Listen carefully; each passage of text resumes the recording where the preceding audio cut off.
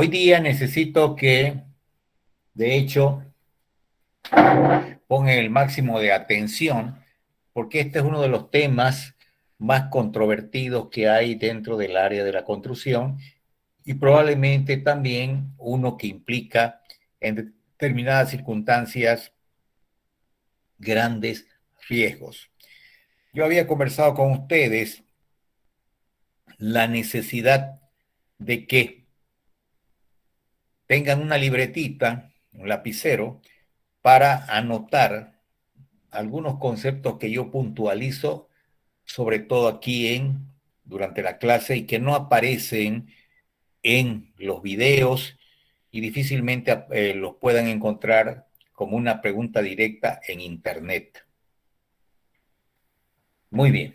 Dicho esto, vamos a comenzar. Hoy día solamente vamos a hablar, después vamos a ver ya en detalle todo lo que se refiere al movimiento de suelos y fundaciones. De hecho, previo a la ejecución de cualquiera de estos tipos de trabajo, hay que hacer una visita al sitio, como ya habíamos dicho. La segunda actividad que yo les sugiero que hagan es un registro fotográfico de todas las construcciones vecinas existentes, con documentación de fecha y hora en que se han hecho el levantamiento de esas tomas fotográficas.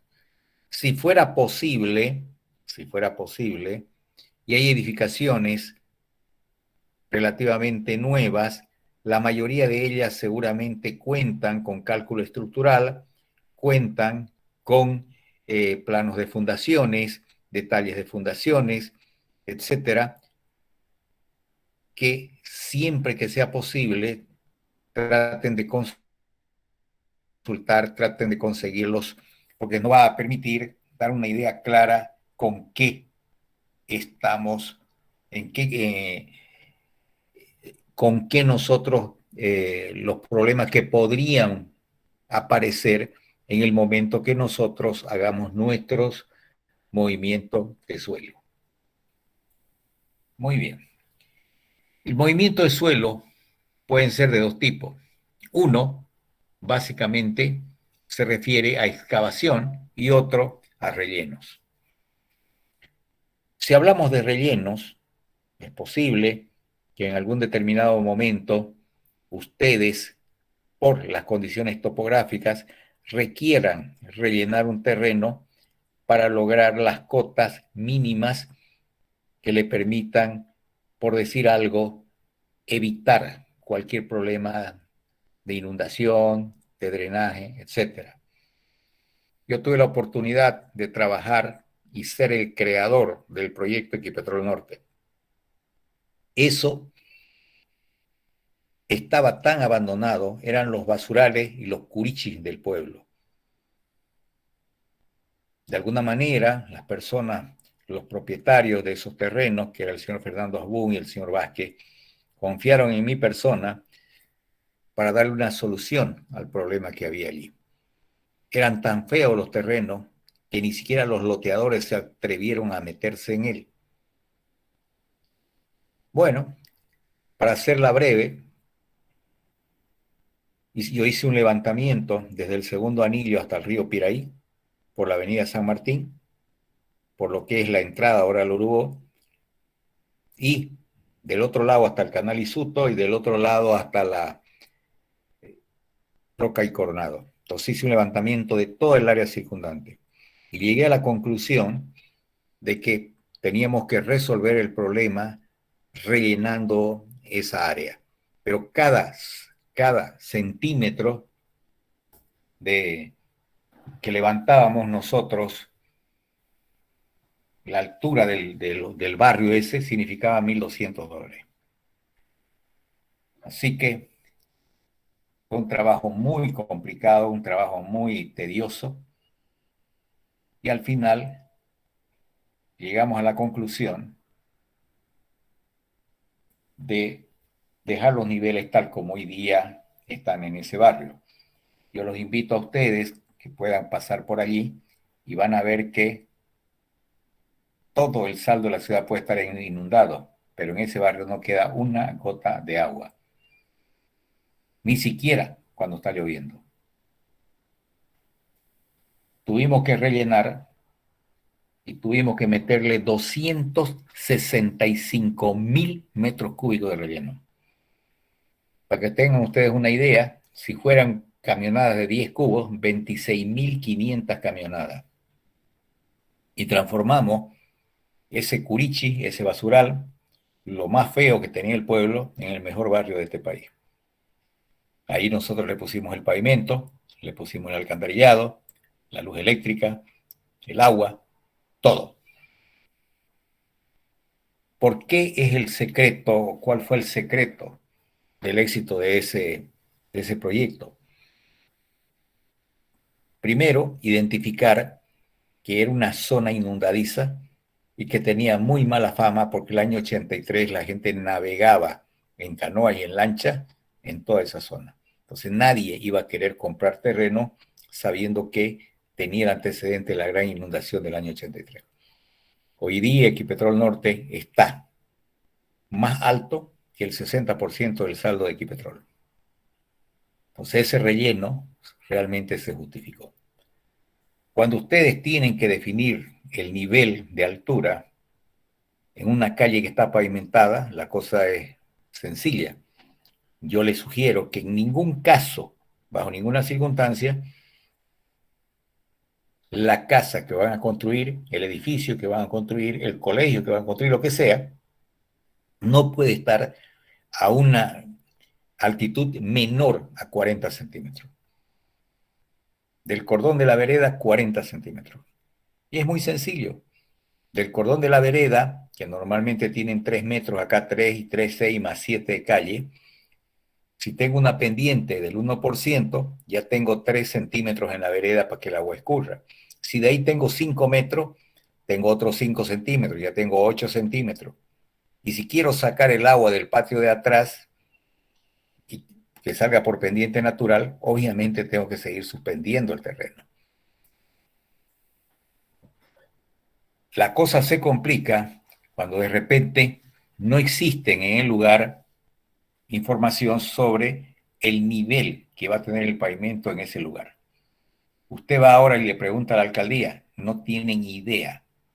Solamente ellos licitan y estudian entre paréntesis, porque los sistemas de drenaje en Santa Cruz son tan pésimamente estructurados, ya han visto lo que pasa en cada lluvia, pero saben los niveles que va a tener la calle cuando esa calle ya la han licitado para la pavimentación. Y por lo general lo que hacen es seguir los niveles naturales de las calles. Pero si ustedes no conocen eso, ¿cómo determinar cuál es la altura que le van a poner a su edificación? Yo les aconsejo, primero, hacer un estudio de toda la zona, conocer la dirección de escurrimiento del agua. Es posible que el escurrimiento sea de norte a sur y que la pendiente vea y se note claramente que el agua va a escurrir de esa manera. El problema sería que en una esquina, su terreno está en la mitad de cuadra, en una esquina tenga un nivel y en otra esquina el mismo nivel, pero haya un bateón, es decir, que el agua no salga del medio, que quede como una batea ahí. En ese caso, ustedes tendrían que agarrar y determinar los niveles de las esquinas y sobre eso recién aumentar los 40 centímetros. Ese estudio, ese trabajo es importante que lo mantengan, que lo tengan, porque de eso va a depender en gran medida el éxito o fracaso de su edificación. Si ustedes van y miran, hay muchos, sobre todo en esa zona de Conavi, que es en la parte esa de la avenida Paraguay, muchas casas han quedado por debajo del nivel del pavimento. Mismo la UPSA, ¿verdad? El parqueo está por debajo del nivel de la calle. Y cuando llueve, usted se baja ahí en los vehículos, chuplum, chuplum, chuplum. Si usted va al Servicio Nacional de Camino, que queda en la oficina, que queda ahí en la Roca y Coronado, va a ver que cada vez que llueva se inunda el parqueo. Menos mal que son del Servicio del Camino y que son ingenieros. Entonces, es muy complicado definir esos niveles. Ahora aparece otro problema.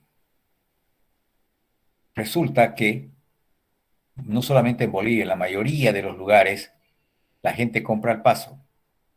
Entonces los locales que tienen un mayor valor, mayor atractivo económico, son los de planta baja. Entonces nadie va a estar dispuesto en una edificación perder toda una planta baja para que en esos lugares se utilicen o se puedan colocar los parqueos.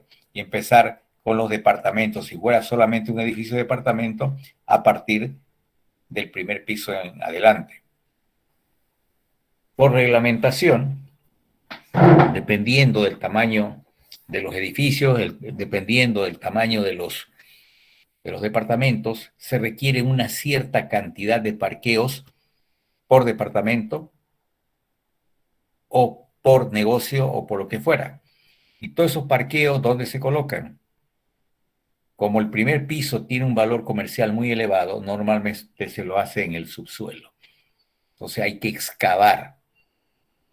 Y al excavar ponemos en riesgo todas las construcciones vecinas. Muy bien, hay otro problema. Hay barrios, por ejemplo, el kilómetro 6, carretera doble vía a La Guardia, que usted cava y a los 80, 90 centímetros hay agua. El barrio Las Palmas, cava 80, 90 centímetros, hay agua.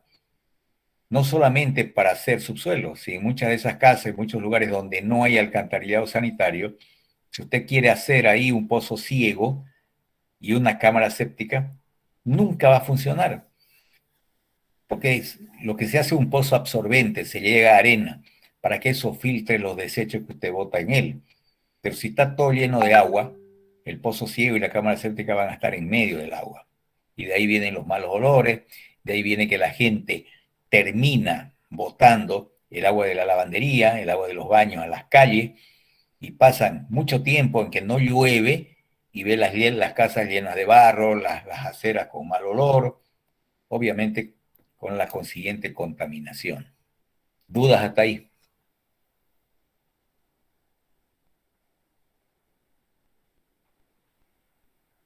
Ninguna. Bueno, ustedes van a agarrar y van a hacer el siguiente experimento. ¿Ya? Van a agarrar un poco de tierra, lo van a poner en una lata o en una taza y lo van a vaciar sobre una mesa. Va a quedar ahí una forma, como una lomita. Ese ángulo que forma, sea que lo hagan 100 veces, siempre va a tener el mismo ángulo. Ese ángulo se conoce con el nombre de ángulo de fricción interna. Luego van a agarrar un cuchillo y le van a sacar una tajada. ¿Qué va a pasar el momento que ustedes le saquen la tajada, le saquen un pedazo de a su lomita? ¿Qué va a pasar? Se cae. ¿Se va a ir derrumbando?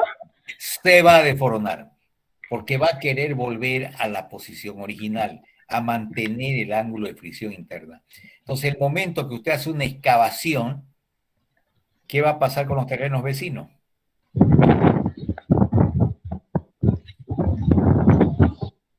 ¿Qué va a pasar con los terrenos? Va a querer volver a su estado natural, la arena.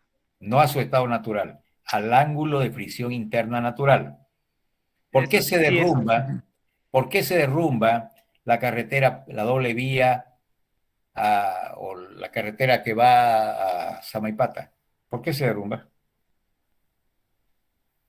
Porque se va carcomiendo la carretera. No. ¿Por qué? ¿Por qué se derrumban esos cerros? El levantamiento solo se hizo en la carretera y a los costados se empieza a ir hacia los costados. ¿Cómo, cómo? El levantamiento se hizo solamente en la carretera, a los costados sigue habiendo tierra, entonces se empieza a ir hacia los lados. No. ¿Alguna otra idea?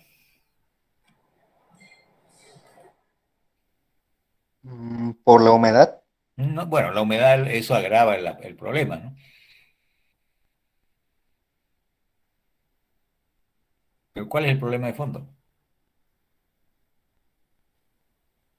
Que para hacer la carretera, ¿qué tuvimos que hacer? ¿Había un espacio ahí para hacer la carretera? cavamos los cerros. Y al cavar los cerros, estamos haciendo lo mismo que ustedes hicieron con el cuchillo al sacar ese pedazo de tierra. Tiende, ¿qué cosa es ese cerro a qué? A deformarse, al volver a acomodarse. ¿Queda claro?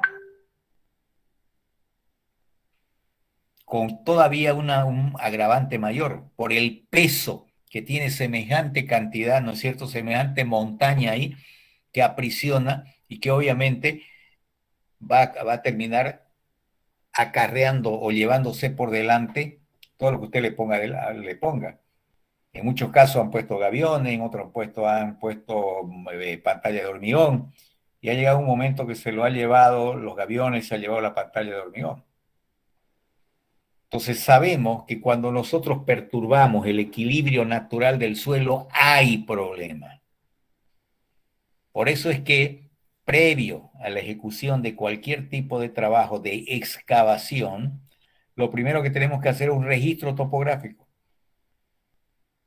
¿Y por qué tenemos que hacer un registro topográfico? Porque si no, a la semana siguiente, todas las partiduras que hayan alrededor de esa excavación le van a echar la culpa a usted, lo van a demandar y usted va a tener que arreglarla si es que no la tiene lo suficientemente documentada.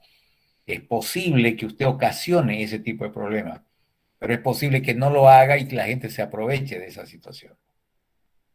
Por eso, el tema de excavación es un tema extremadamente sensible. Tras que usted excava, pone en riesgo todas las edificaciones vecinas. ¿Les queda claro eso?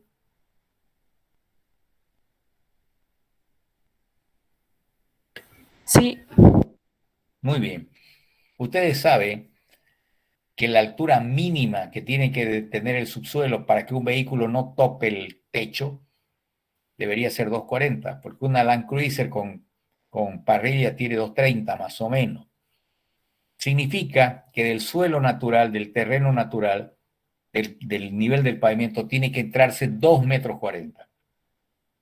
Si en ese lugar la napa freática es una napa, es una laguna de agua, es un río de agua que circula por debajo, está por debajo de esos 2,40, está por decirle algo a 3 metros, o a 4, o a 5, a 10, o a 50, usted se sacó la lotería.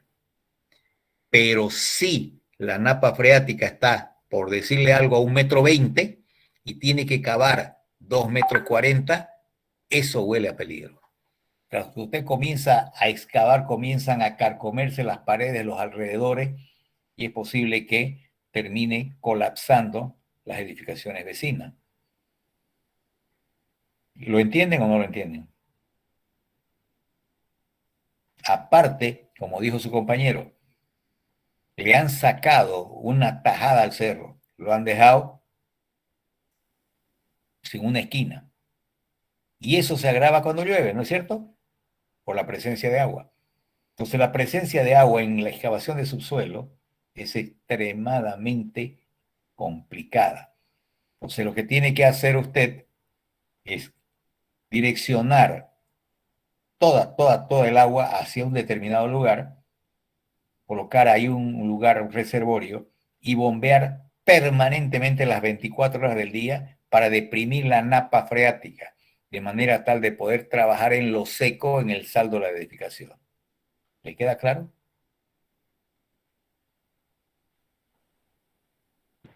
Clarísimo, ingeniero. Muy bien, perfecto. Entonces,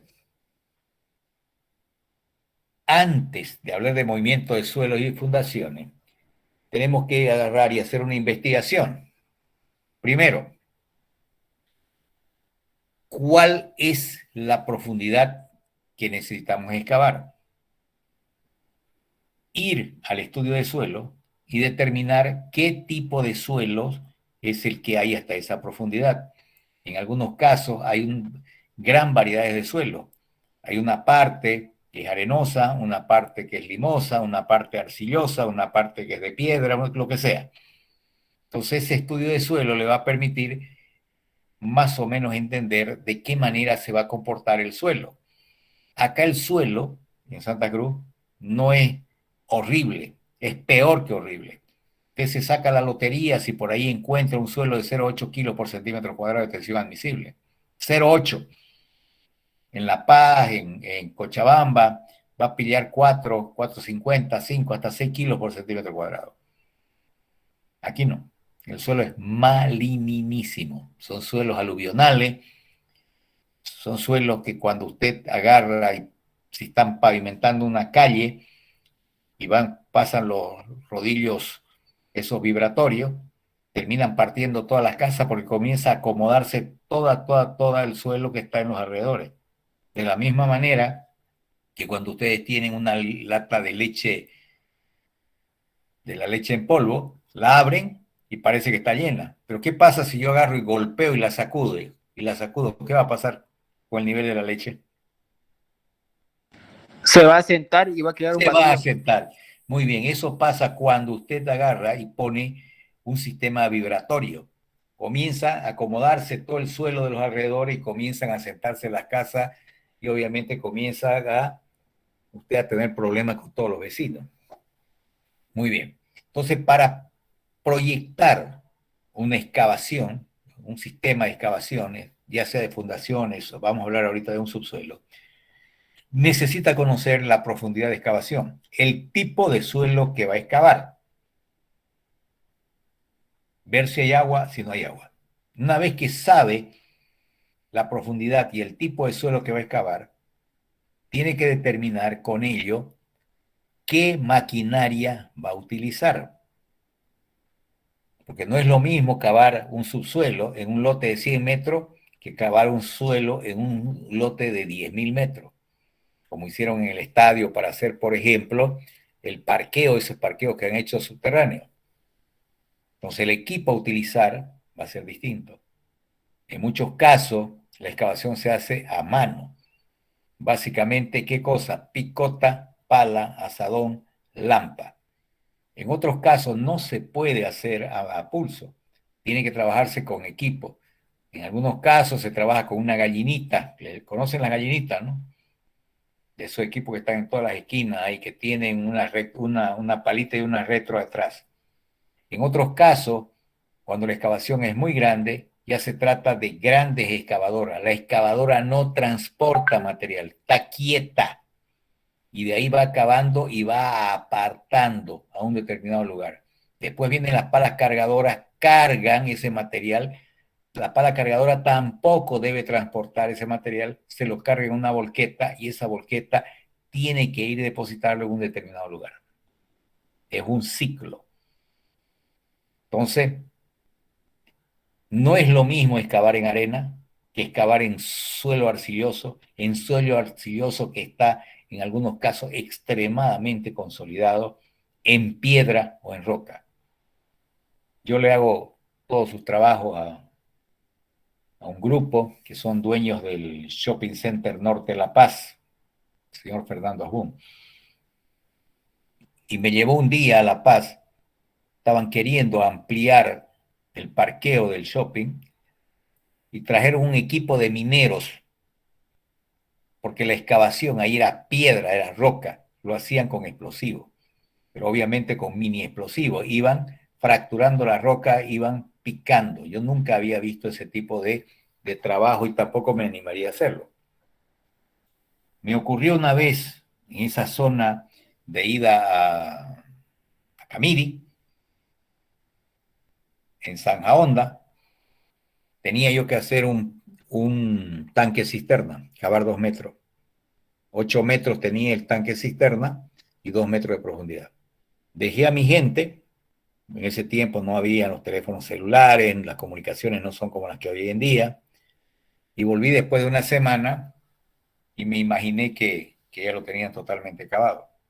No habían cavado ni siquiera 20 centímetros. Era una arcilla consolidada que usted agarraba la picota y le daba y rebotaba, exactamente igual que cavar en la piedra. Bueno, y en ese tiempo tampoco habían, como hay hoy en día, los martillos neumáticos, los martillos eléctricos, con los que usted puede agarrar y tener un mejor trabajo. Le pregunté si había algún equipo, alguna gallinita por ahí para cavar hay por aquí una, los llamé, vinieron, mire, lo intentaron, lo trataron y lo único que hacían era rayar, escarbar nada más. Me dijo, no se va a fregar mi hidráulico, no. Al final, ¿qué tuvimos que hacer? Como se habían cavado unos 20 centímetros, yo pensaba que en una semana debería estar cavado y con armadura. Ni idea. Lo que hicimos fue directamente dejar 2 personas ahí y retirar todo el personal y lo llenábamos de agua en la noche. Al día siguiente cavábamos 5 o 10 centímetros, lo que quedaba suelto. Al otro día nuevamente poníamos agua y volvíamos a cavar. Por eso le digo que es muy, muy, muy variable el suelo que usted necesita agarrar y compactar. ¿Dudas hasta ahí?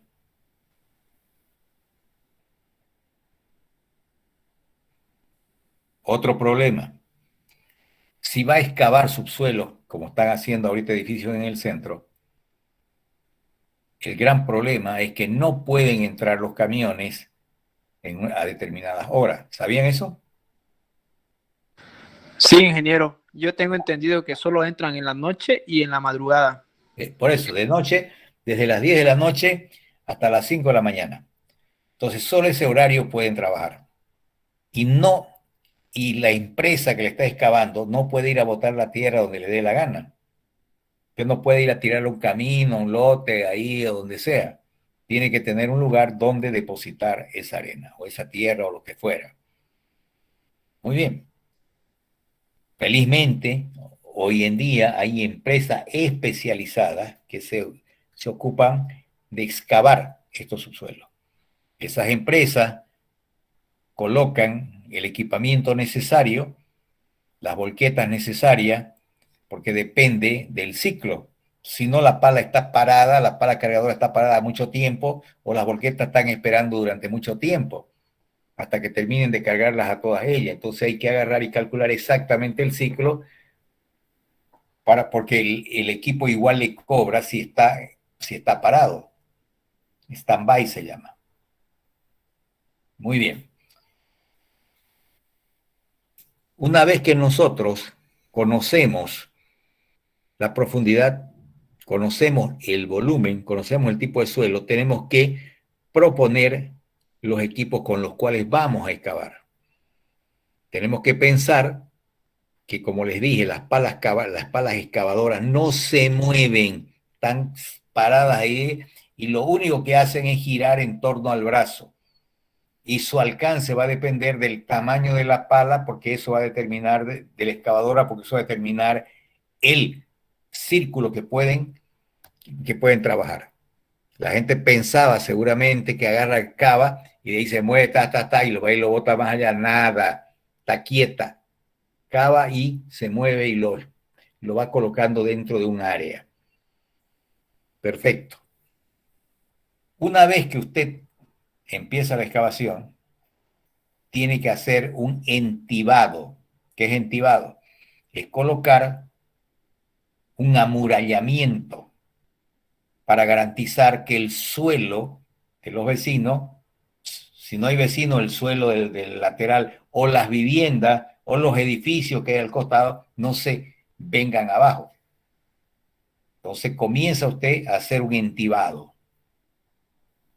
Lo ideal sería hacerlo con tablestacas. Hay unas tablestacas especiales, ¿verdad? Y hay unos equipos especiales que tienen una cabeza vibradora. Agarran la tablestaca y comienzan a moverse hasta que encuentra frecuencia de vibración del suelo. Y luego la meten como si fuera a meter un cuchillo en queso. Y así la van colocando, sistema hembra-macho, a lo largo de todo lo que van a excavar. Y recién de ahí empiezan a excavar, con lo cual garantizan que no va a haber un derrumbe de las paredes vecinas. Pero si ustedes no, esos equipos son extremadamente caros. Una vez yo, por curiosidad, pregunté, investigué, y el cabezal costaba como $180,000, solo el cabezal, nada más sin contar el equipo que lo lleva. Entonces esa gente que tiene esos equipos lo cobra muy, pero muy bien. Otra gente tiene la tablestaca y la meten a golpe. Y a veces utilizan, por decir algo, la excavadora o la gallinita para meterla.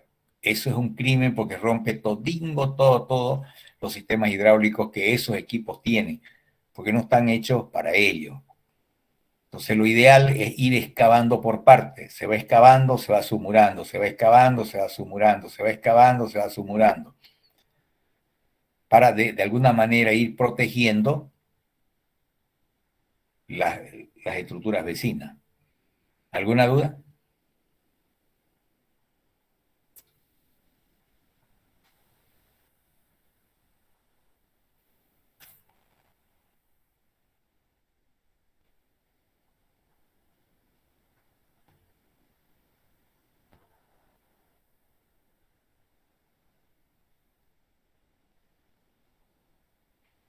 El secreto del éxito de la construcción es la planificación.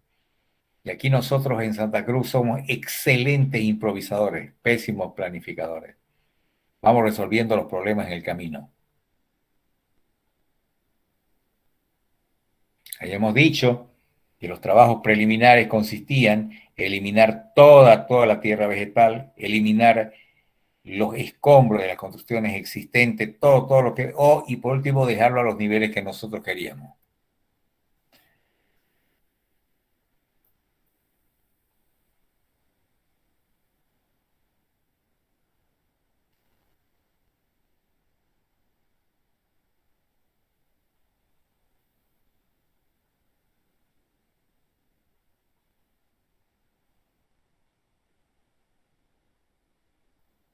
Lo ideal, siempre que sea posible, es que un personal especializado, con equipos topográficos especializados, le hagan el replanteo de la obra que ustedes van a ejecutar. Yo le aseguro que el 90% de las construcciones que se hicieron antes del año 2000 tienen errores de replanteo. ¿Qué es el replanteo? Usted ha diseñado, se ha roto la cabeza para proyectar una obra muy bonita, ha hecho planos de planta, planos de cortes, elevaciones, etcétera, fachada, pero eso tiene que materializarlo en el terreno, en la obra, y eso se hace mediante un sistema de replanteo. Aquí tenemos, por ejemplo, un equipo, una estación total, que están utilizando para el replanteo. ¿Qué ven al fondo?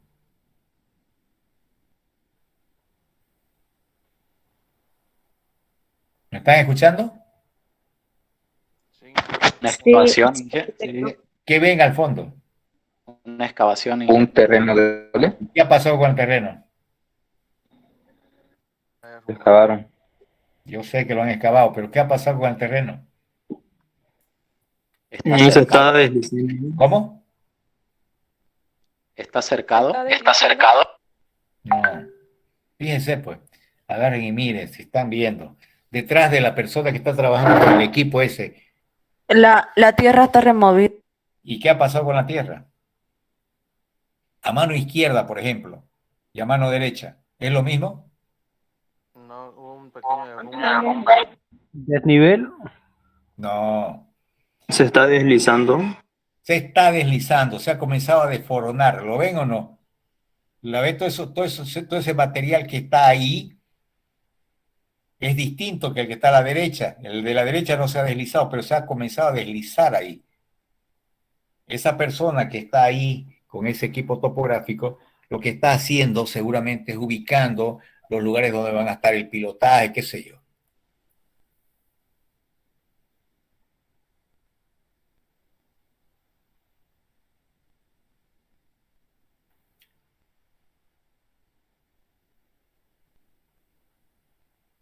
Hoy en día, el plan regulador le marca a usted, ¿verdad?, cuál es la línea de vereda y la línea de edificación. Tiene que solicitar ese dato a la oficina técnica del plan regulador. Y ellos le ponen ahí, ¿verdad?, el nivel de vereda, la altura, es decir, hasta dónde debería llegar la edificación, y obviamente aquí en Santa Cruz hay un reglamento que fuera del segundo anillo todas las casas deberían tener 5 metros de jardín. Nadie los respeta.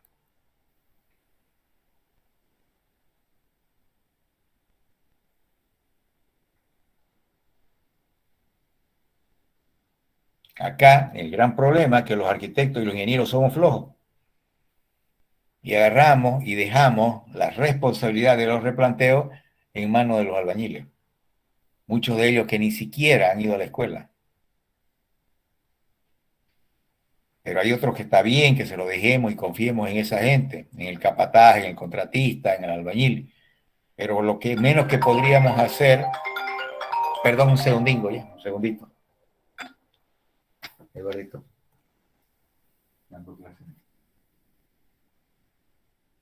¿Qué querés?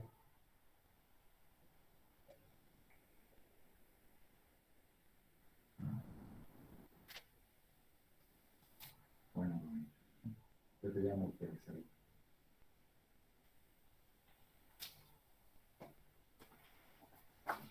Mil disculpas. Entonces lo ideal es que si ustedes confían en los albañiles que hagan el trabajo de replanteo, definitivamente deberían por lo menos verificar que lo hayan hecho bien. Yo tengo una empresa con la que tenemos un joint venture que hace montoneras de edificaciones y antes eran los capataces, los contratistas, los ingenieros juniors los que hacían el replanteo. Hoy cada construcción, así sea muy sencilla, ellos directamente contratan un equipo especializado solamente para hacer este trabajo de replanteo. ¿Entiende qué es el replanteo? Sí, se entiende, ingeniero. Perfecto.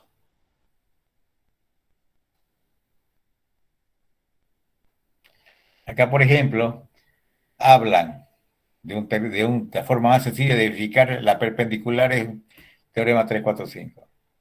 Hoy en día los equipos topográficos son tan accesibles que ya carece de sentido agarrar y hacer un triángulo de 3, 4, 5 para verificar si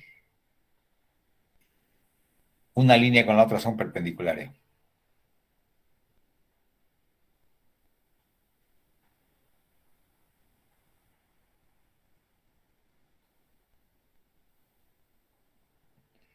Este sistema que está marcando en esta lámina, obviamente se refiere cuando usted hace sistema de replanteo de viviendas muy sencillas. Pero ya cuando hablamos de edificios y demás, no puede estar trabajando de esta manera. ¿Queda claro?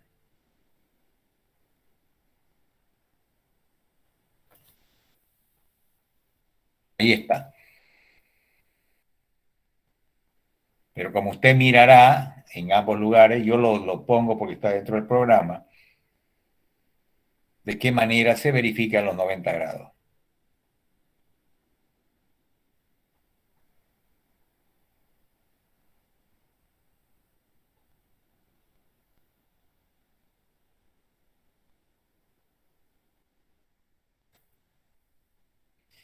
Y tenemos, por ejemplo, un equipo muy, pero muy grande, que es una excavadora. Esa excavadora se queda quieta y gira alrededor de su eje. ¿Lo entienden? Sí, No anda, no cava y lleva y transporta.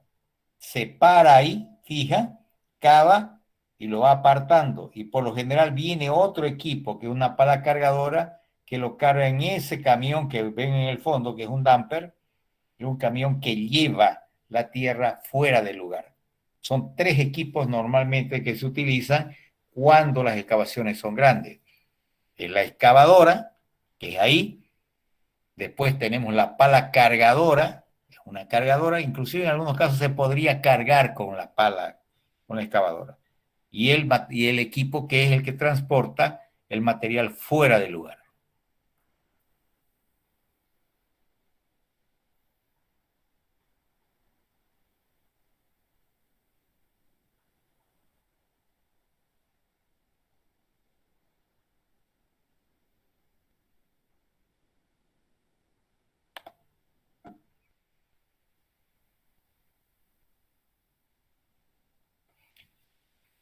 Estas son preguntas de examen. Previo a la ejecución de una excavación, es lo que le estaba comentando, hay que determinar las construcciones circundantes que nosotros podríamos dañar. ¿Y ahí qué habíamos dicho que había que hacer? Un entibado. No, todavía no estamos planificando el trabajo. Estudio del sitio. Un registro fotográfico de todas las construcciones existentes, ya lo dijimos. El tipo de suelo, ¿quién se lo da? El estudio de suelo. Estudio de suelo. Si no lo hubiera, yo tendría que ir ahí con una palita de esas bicacheras y cavar para ver cuál es eso. La profundidad de excavación, ¿quién me la da? El diseño. El diseño. Los volúmenes de excavar me van a dar pues la profundidad por el largo, por el ancho, para saber cuánto es lo que tengo que excavar. Y el problema grave es si hay o no hay agua. Otra pregunta de examen. Ya les he dicho que ustedes tienen que tener ahí su libretita. Si yo tengo que cavar uno por uno y por uno, ¿cuánto es eso? ¿Cuántos metros cúbicos es? 1 metro cúbico. Ya. Y cuando lo cargo, ¿es 1 metro cúbico? No. ¿Por qué?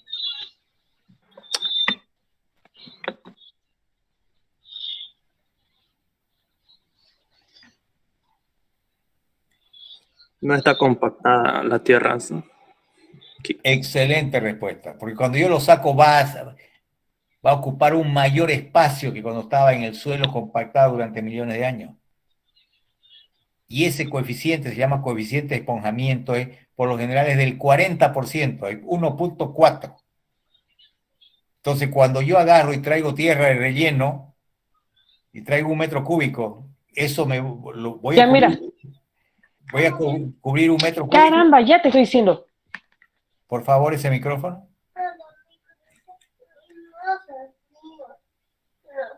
Por favor, ese micrófono. Si yo quiero rellenar un terreno de 2 por 2 por 1, 4 metros cúbicos, ¿qué pasa si traigo 4 metros cúbicos?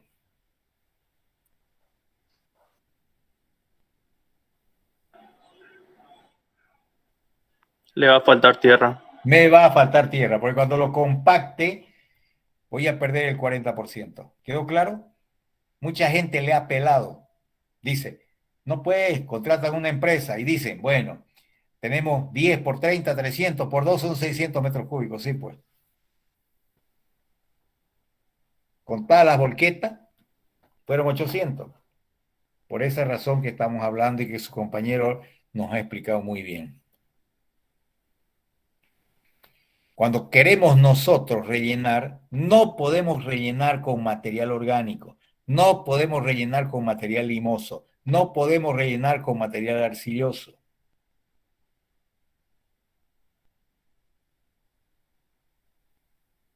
Si tenemos agua, no podemos rellenar en medio del agua.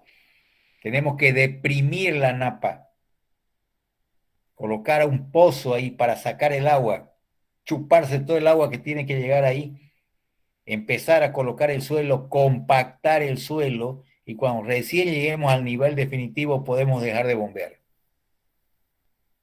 ¿Hasta ahí hay alguna duda?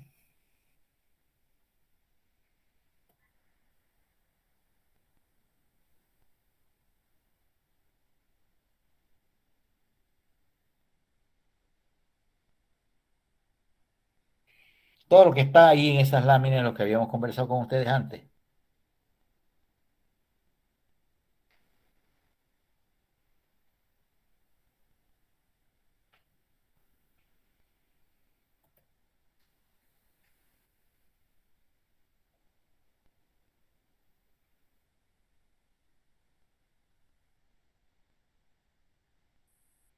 Si yo tengo, por ejemplo, una zapata de 1 por 1, no puedo traer pues una excavadora. Tendría que cavar 3 por 3 para quedar con 1 por 1. Tengo que hacerlo a veces a mano.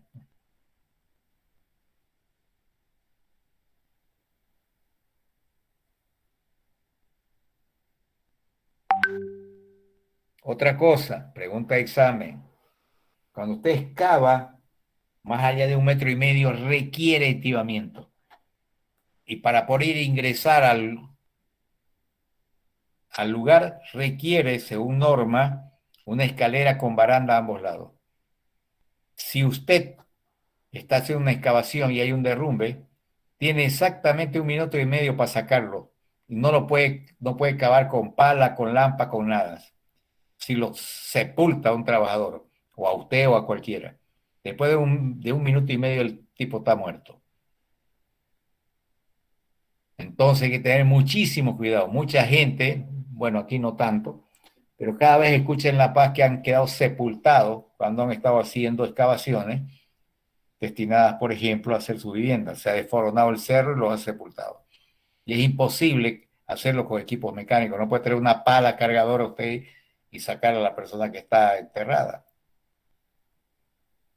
Por eso es que arriba cuando ya acabó 1,5 metros, requiere ya poner ya entibamiento. Es una protección para evitar que problemas con las personas o con... Podemos ver, por ejemplo, de qué manera se puede cavar, digamos, pero es una construcción muy, muy sencilla, como aquí se hace seguramente en las viviendas que están en los alrededores de la ciudad.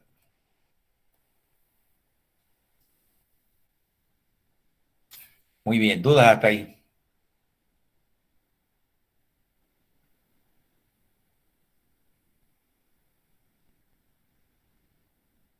Otra de las cosas que hay que hacer inmediatamente, aquí está pésimamente distribuido el material.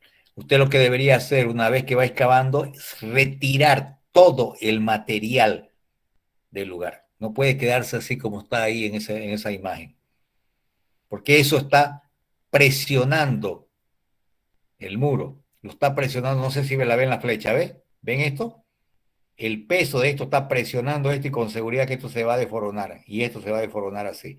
Tampoco pueden circular por aquí porque tras que pisen acá, ¿qué va a pasar? Se va a desforonar. Entonces lo ideal es que a medida que se va excavando, se va retirando el material. ¿Queda claro? Sí. Muy bien. Vamos a ir despacito con estos temas, porque una vez que terminemos este sistema de fundaciones, más lo otro que habíamos visto, estudio del sitio, va a haber el examen parcial. ¿De acuerdo? Que tengan buenas noches. Buenas noches, ingeniero. Hasta luego, ingeniero. Gracias por la colaboración. Muchas gracias. Gracias, ingeniero. Gracias. Hasta luego, ingeniero. Buenas noches.